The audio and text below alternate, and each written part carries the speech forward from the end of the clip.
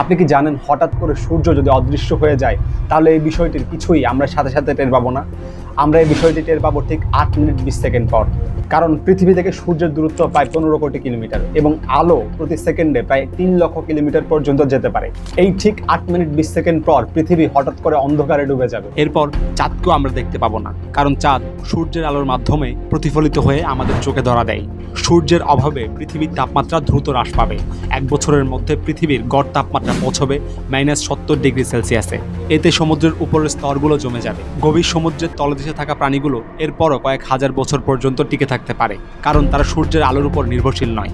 স্থলভাগে গাছপালা সূর্যের আলো ছাড়া ফটোসিনথেসিস করতে পারবে না, ফলে তা ধীরে ধীরে মারা যাবে। এরপর খাদ্য শৃঙ্খল ভেঙে পড়বে।